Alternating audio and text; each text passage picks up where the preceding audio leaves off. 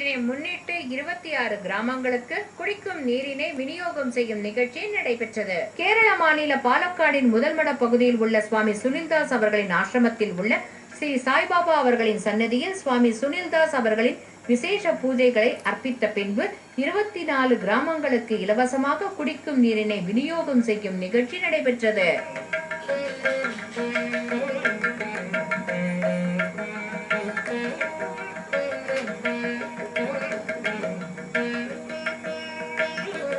இடையர் குல மக்களுக்காக சுவாமி சுனில்தாஸ் அவர்கள் ஸ்தாபனம் செய்துள்ள மாரியம்மன் ஆலயத்தில் விசேஷ பூஜைகள் நிறைவேற்றப்பட்டன.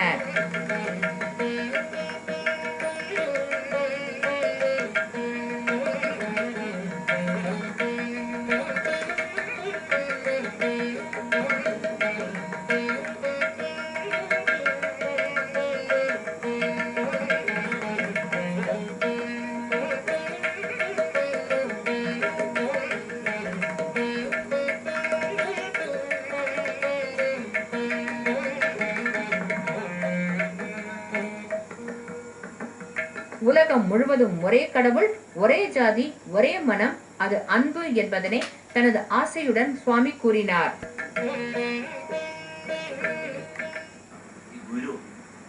ഗുരു ദൈവമാണ്, ഗുരു എല്ലാമാണ്. ഒരു ഗുരുവിലൂടെയാണ് ഈ ലോകത്തെ കുറിച്ച് ഭഗവാനെ കുറിച്ച് അറിയുന്നത്.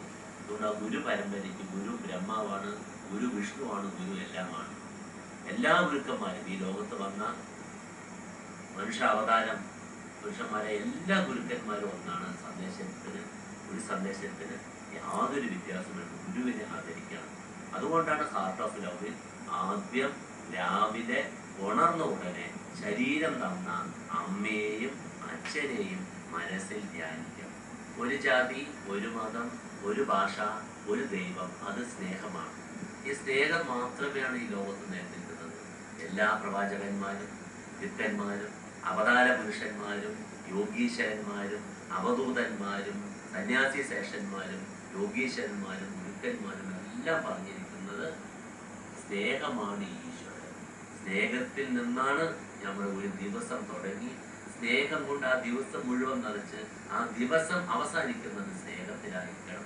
നമ്മുടെ മനുഷ്യ ശരീരം ജന്തുവിനാ നരജന്മ ദുർലഭം.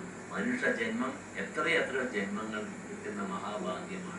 ആ മനുഷ്യ ജന്മത്തിൽ മറ്റുള്ളവരെ മാനവരെ சேவிക്കാൻ பகவான் அவசரம் கொடுத்ததுதான் ഏറ്റവും புண்ணியம். நேயர்களே, உங்க ஊர்லயும் கூட இப்படிப்பட்ட தார்மீக நிகழ்ச்சிகள்லாம் நடக்கிறதா இருந்தா அதை எங்களுக்கு சொல்லுங்க. அதை ஒளிபரப்ப வேண்டிய பொறுப்பு எங்களுடையது.